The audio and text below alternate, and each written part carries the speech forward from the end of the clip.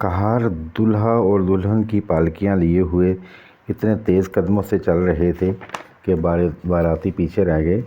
یوں ہی بیچ جنگل میں پہنچے، قریب ہی گھوڑوں کی ٹاپوں کی آواز سنائی دی اور پلک جھپکتے ننگی تلوار چمکاتے ہوئے 10-15 کڑیل جوانوں نے پالکیوں کو گھیر لیا۔ کہار اپنی جان کے خوف سے بے تحاشا پالکی چھوڑ کر بھاگ گئے۔ سنسان جنگل میں دو ننھی جانوں کا اب کوئی محافظ نہیں رہ گیا تھا۔ جاگیردار کا بیٹا شراب میں بدمست تھا۔ قریب آ کر اپنے ساتھیوں کو للکارتے ہوئے کہا، ان دونوں پالکیوں کو اٹھا کر جنگل کے اندر فوراً لے چلو۔ عام راہ گزر پر رکنا ٹھیک نہیں ہے، وہیں دولہا کا کام تمام کر کے نئی نویلی دلہن کے ساتھ پہلی رات کی ملاقات کی جائے گی۔ اچانک ایک غیر متوقع حادثے سے لالا پر سکتے کی کیفیت طاری ہو گئی تھی۔ دماغ معوف ہو کر رہ گیا تھا، ہوش جواب دے چکے تھے۔ یہ خوفناک آواز سنتے ہی لالا کا خون سوکھ گیا۔ سب سے زیادہ ناموس کی فکر تھی، جان کے لالے الگ پڑے ہوئے تھے۔ دولہا اپنی پالکی سے جست لگانا چاہتا تھا کہ دو سپاہیوں نے اسے رسی سے جکڑ کر باندھ دیا اور نہایت سرعت کے ساتھ دونوں پالکیوں کو اٹھا کر جنگل کے اندر لے چلے اور بیچ جنگل میں پہنچ کر گھنی جھاڑیوں کے درمیان انہیں رکھ دیا۔ اس کے بعد رسی میں جکڑے ہوئے دولہا کو پالکی سے باہر نکالا اور اسے قتل کرنے کے لیے دو سپاہی تلوار لے کر کھڑے ہو گئے۔ تلوار اٹھانا ہی چاہتے تھے کہ لالا اس منظر کی تاب نہ لا سکی۔ وحشت و اضطراب میں پالکی سے باہر نکل آئی اور ایک مظلوم فریادی کے لہجے میں کہا، پہلے مجھے قتل کرو، میں اپنے پتی کا خون نہیں دیکھ سکوں گی۔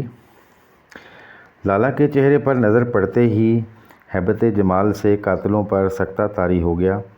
ہاتھ لرز گئے اور تلوار چھوٹ کر گر پڑی۔ اتنے میں جاگیردار کا بیٹا نشے کی حالت میں لالا کے قریب پہنچ گیا اور خوشی سے جھومتے ہوئے کہا، اب اس وقت سے تمہارا پتی میں ہوں، بھول جاؤ اپنی اس پتی کو جس نے میری راہ میں حائل ہو کر اپنا خون حلال کر لیا۔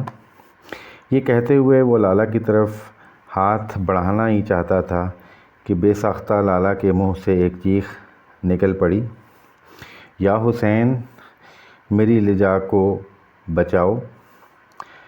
یہ کلمہ سن کر جاگیردار کا بیٹا غصے سے تلملا اٹھا اور دانت پیستے ہوئے کہا، ہندو دھرم کی لڑکی ہو کر مسلمان کے دیوتا کو پکارتی ہے، دیکھتا ہوں کون تجھے اور تیرے پتی کو میرے ہاتھ سے بچاتا ہے۔ یہ کہتے ہوئے اس نے اپنے سپاہیوں کو للکارا، اب دیکھتے کیا ہو، تلوار اٹھا کر اس کے پتی کے 2 ٹکڑے کر دو اور اس ادھرمی لڑکی کو شکنجے میں کس کر گھوڑے پر باندھ دو۔ اب پالکی پر لاد کر لے جانے کا وقت نہیں ہے۔ ماں کو وچن دے چکا ہوں کہ سورج غروب ہونے سے پہلے راج محل کے دروازے پر سنار کی بیٹی پہنچ جائے گی۔ اس کی آواز پر سپاہی سنبھل کر کھڑے ہو گئے اور زمین پر گری ہوئی تلواروں کو دوبارہ اٹھا لیا۔ ادھر 2 سپاہی رسیوں کا شکنجہ لے کر لالا کے قریب پہنچ گئے۔ امیدوں کا چراغ گل ہونے میں اب صرف پلک جھپکنے کی دیر تھی۔ لالا کا دل ڈوبتا جا رہا تھا، تلوار اٹھ چکی تھی۔ شکنجوں میں کسنے والے ہاتھ لالا کے جسم کے قریب پہنچ چکے تھے۔ امیدوں کے خون کے ساتھ انتظار کی گھڑی ختم ہو چکی تھی اور اب کربلا والے سرکار کی غیبی امداد کے یقین کا اب گینا ٹوٹنے ہی والا تھا کہ اچانک فضا میں ایک بجلی کوندی، ایک تلوار چمکی اور کڑکتی ہوئی دھمک سے آنکھیں بند ہو گئیں۔ تھوڑی دیر کے بعد آنکھوں کے پٹ کھلے تو زمین پر 15 لاشیں تڑپ رہی تھیں۔ رسیوں میں جکڑے ہوئے شوہر کی گرہیں کھل چکی تھیں اور وہ کھڑا مسکرا رہا تھا۔ جذبہ عقیدت کی بے خودی میں لالا اور اس کے شوہر کی پیشانیاں حسین کے خدا کا سجدہ شکر ادا کرنے کے لیے بے ساختہ زمین پر جھک گئیں۔ کربلا والے سرکار کی چمکتی ہوئی تلوار سے کافر ہی نہیں قتل ہوئے، لالا اور اس کے شوہر کا آبائی کفر بھی قتل ہو کے رہ گیا تھا۔ اب ان کے سینے میں ایک مومن کا دل جگمگا رہا تھا۔ جان کے خوف سے بھاگے ہوئے کہاروں نے نور الدین پور پہنچ کر سارا ماجرا کہہ سنایا۔ خبر سنتے ہی سارے گاؤں میں کہرام برپا ہو گیا۔ بجلی کی طرح سارے علاقے میں اس واقعہ کی خبر پھیل گئی۔ جس نے جہاں سنا وہیں سے جنگل کی طرف دوڑ پڑا۔ سنار اور اس کی بیوی کو جب اس حادثے کی اطلاع ملی تو وہ شدت کرب سے پاگل ہو گئے اور کلیجہ پیٹتے ہوئے اس مقام پر پہنچ گئے جہاں یہ واقعہ پیش آیا تھا۔ لالا کی ساس بھی بین کرتی ہوئی وہاں پہنچ گئی۔ دم کے دم میں ہزاروں افراد کا میلہ لگ گیا تھا۔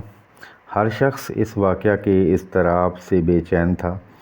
سید شریف کی بیوی بھی افتاں و خیزاں وہاں پہنچ گئی تھی۔ پالکیوں کی تلاش میں لوگ مشعل لے کر جنگل کے اندر گھس گئے۔ کافی مسافت طے کر لینے کے بعد ایک جگہ جھاڑیوں کے جھنڈ میں انہیں کوئی چمکتی ہوئی چیز نظر آئی۔ وہاں پہنچے تو سب پر ایک سکتے کی کیفیت طاری ہو گئی۔ پالکیاں خالی پڑی ہوئی تھیں۔ جھلسے ہوئے چہروں کے ساتھ زمین پر لاشوں کا انبار لگا ہوا تھا۔ رسیوں کی کمند الگ پڑی ہوئی تھیں۔ تلواریں چمک رہی تھیں لیکن ان میں خون کا دھبا نہیں تھا۔ حیرانی کے عالم میں لوگ آنکھیں پھاڑ پھاڑ کر ادھر ادھر دیکھ رہے تھے کہ چند ہی قدم کے فاصلے پر سید شریف کو سرخ پیراہن کی ایک جھلک نظر آئی۔ مشعل لے کر آگے بڑھے تو دیکھا کہ دلہا اور دلہن زمین پر ماتھا ٹیکے ہوئے سجدے کی حالت میں بے خبر پڑے ہیں۔ وفور حیرت سے منہ سے چیخ نکل پڑی، دلہا دلہن مل گئے۔ اس آواز پر سب لوگ بے تحاشا دوڑ پڑے۔ نبض دیکھی تو چل رہی تھی۔ نیم بے ہوشی کا عالم جاری تھا۔ سنار اور اس کی بیوی اور دلہے کی ماں جوڑے کو سلامت پا کر خوشی سے پاگل ہو گئے تھے۔ طلسم ہوش ربا کی طرح یہ واقعہ پر اسرار ہو گیا تھا۔ حیرت کی گرہ کھولنے کے لیے ظاہری اسباب کی کوئی کڑی نہیں مل رہی تھی۔ ہوش آنے کے بعد بھی دلہا اور دلہن سکتے کے عالم میں تھے۔ ان کے منہ سے ایک لفظ نہیں نکل رہا تھا۔ فوراً ہی انہیں پالکی پر لاد کر جونپور لایا گیا۔ رات بھیگ چکی تھی لیکن کئی ہزار آدمیوں کا ہجوم سنار کے دروازے پر ٹھٹھ باندھے کھڑا تھا۔ وہ دلہا اور دلہن کی زبانی واقعے کی حیرت انگیز تفصیل معلوم کرنے کے لیے بے چین تھے۔ اپنی مانوس پناہ گاہ میں پہنچ کر لالا اب پوری طرح ہوش میں تھی۔ دلہا بھی سکتے کی حالت سے باہر نکل آیا تھا۔ ماں سے برداشت نہیں ہو سکا تو اس نے لالا سے دریافت کیا، بیٹی کیا واقعہ پیش آیا؟ کچھ تو سنا دو۔ عقل کام نہیں کر رہی ہے، دماغ پھٹا جا رہا ہے۔ لالا نے ٹھنڈی آہ بھرتے ہوئے ایک ایک کر کے سارا واقعہ سنایا۔ سرگزشت کا آخری حصہ بیان کرتے ہوئے رقت انگیز جذبات کے تلاطم میں ڈوب گئی۔ بڑی مشکل سے یہ الفاظ اس کے منہ سے نکل سکے۔ کربلا والے سرکار کو آواز دیتے ہی برق آسا ایک تلوار چمکی، ایک بجلی کوندی اور دہشت سے آنکھیں بند ہو گئیں۔ اس کے بعد کس طرح کیا ہوا معلوم نہیں۔ کچھ دیر کے بعد آنکھوں کے پٹ کھلے تو اتنا دیکھا کہ زمین پر بے جان لاشوں کا ڈھیر لگا ہوا ہے۔ اس کے بعد ہم لوگ سجدہ شکر کے لیے زمین پر گر پڑے۔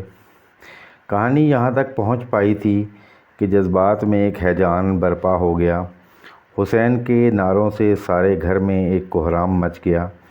بے خودی کے کیف میں لالا کی ماں کھڑی ہو گئی اور دونوں ہاتھ اٹھا کر چیخ پڑی، حسین تم سچے، تمہارا دھرم سچا، اور تمہارے جس نانا نے تمہاری آتما کو اتھاہ شکتی بخشی ہے وہ سچے۔ حسین تم گواہ رہنا کہ آج سے میں تمہارے نانا جان کا دھرم قبول کرتی ہوں۔ آج ایمان و اسلام کی سچائی کا آفتاب سوا نیزے پر چمک رہا تھا۔ واقعات کے راویوں کا کہنا ہے کہ اس دن دلہا اور دلہن کے متعلقین کے علاوہ ہزاروں افراد کربلا والے سرکار کی برکتوں سے مشرف باسلام ہو گئے۔ منکرین نے بھی مان لیا کہ خاصان خدا کی غیبی چارہ گری کا کوئی عقیدہ کوئی فرضی کہانی نہیں ہے۔ منکرین نے بھی مان لیا کہ خاصان خدا کی غیبی چارہ گری کا عقیدہ کوئی فرضی کہانی نہیں ہے، ایک زندہ جاوید حقیقت ہے۔ دل اگر بے یقینی کے آزار میں نہیں ہے تو دنیا کی کوئی طاقت بھی اسے شکست نہیں دے سکتی۔ دل ہی ڈبوئے دل ہی ترائے، دل ہی ڈبوئے دل ہی ترائے، دل سا دوست نہ دل سا دشمن۔